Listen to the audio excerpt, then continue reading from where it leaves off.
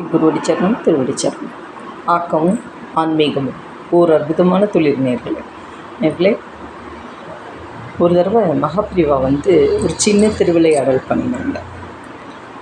அப்போ என்னென்னு பார்ப்போமா?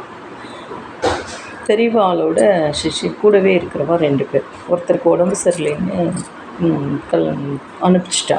ஒரு புது சிஷ்யர் தான். பெரியவாவுக்கு கூடவே இருக்கணும். 2 பேரும் என்ன தேவையோ எல்லாம் பணிவிடை செய்யணும்.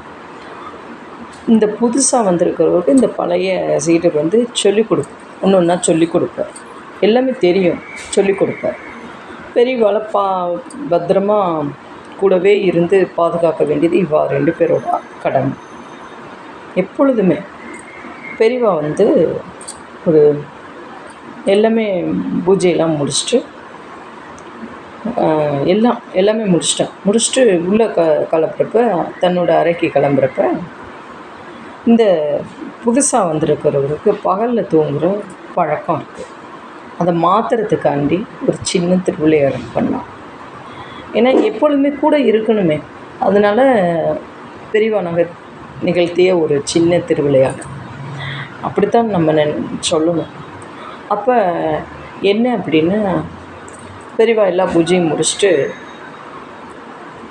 தன்னுடைய அறைக்கு உள்ளே போனதை இந்த புதுசாக வந்திருக்கிறவர் பார்க்குறார். சரி போயிட்டாங்க, நம்ம கொஞ்சம் நேரம் தூங்குவோம்னு தூங்கிட்டார். பெரியவா கூப்பிட்ருக்கா, அப்பையும் எந்திரிக்கலை. இந்த பழைய சீடர் நைவேத்தியம் இதெல்லாம் கொடுக்க போயிருக்கா. அப்போ யாருமே இல்லை. எல்லா பேரும் பெரியவாளை காணுமேன்னு பதட்டமாக தேடுறான். உள்ளேயும் போய் பார்த்துருக்கா அந்த பழைய சீடர், உள்ளேயும் இல்லை. அப்போ இந்த புதுசாக வந்திருக்கிறவரை எழுப்புற எல்லா பேரும் எழுப்புறப்ப, என்னப்பா தூங்குற, பெரியவா எங்கே காணோம் அப்படின்னு உள்ளே வந்தாங்க, இது பண்ணாங்க, திருப்பி உள்ளே போனதை நான் பார்த்தேன், நான் படுத்துட்டேன் அப்படிங்கிற. என்னப்பா பதில் இது அப்படின்னு சொல்லிட்டு சுள்ளுன்னு ஒரு அடி வாங்கினாராம் தொண்டர்கிட்ட. இப்போ அடி வாங்கவும் அவர் பேந்து முழிக்கிறார். பேந்து முழிக்கிறப்ப திருப்பி எல்லா பேரும் தேடுறாளாம். கடவுளே அவாவா இஷ்ட தெய்வத்தெல்லாம் வேண்டுறாளாம். கடவுளே எங்களுக்கு வேணும் அப்படி இப்படின்ட்டு என்னென்ன வேண்டணுமோ வேண்டுறாளாம். அது பெரியவா காதுக்கு விழுகுது. திருப்பி பெரியவாளோட அறைக்கு போகிறப்ப பெரியவா அவள் தான் முன்னாடியே பார்த்துட்டா. ஆனால் இல்லை, ஆனால் திருப்பி உள்ளே போகிறப்ப பெரியவா இருந்தாலும் உள்ளே இருக்கிறப்ப, என்னப்பா என்னை தேடினா ஓலப்பாய்க்குள்ளே சுருண்டு உள்ளே தான் இருந்தேன் அப்படின்னாங்க. இன்னும் முன்னாடியே தேடினேனே பெரியவா, இல்லையே அப்படின்னப்ப அந்த புதுசாக வந்திருக்கிறவரை கூப்பிட்றார். சீடரை கூப்பிட்றப்ப, என்னப்பா தூங்கி எந்திரிச்சிட்டியா அப்படிங்கிறாங்க.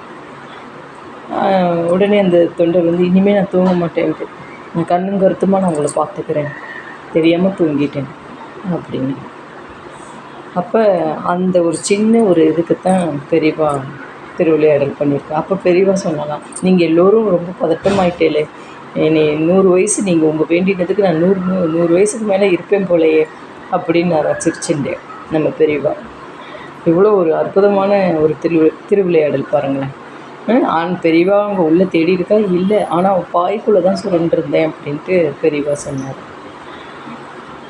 இவா என்ன வேண்டிக்கிறா, இவாளோட பதட்டங்கள் எப்படி இருக்கும், இவர் பகலில் இப்படி தூங்குறா, பொறுப்புகள் வரணுங்கிறதுனால பெரியவா ஒரு சின்ன திருவிளையாடல் கண்டிப்பாக பண்ணுவாள். பண்ணிகிட்டே இருக்கா இன்னமும் நம்ம பெரியவா பேசும் தெய்வம். நமஸ்காரம்.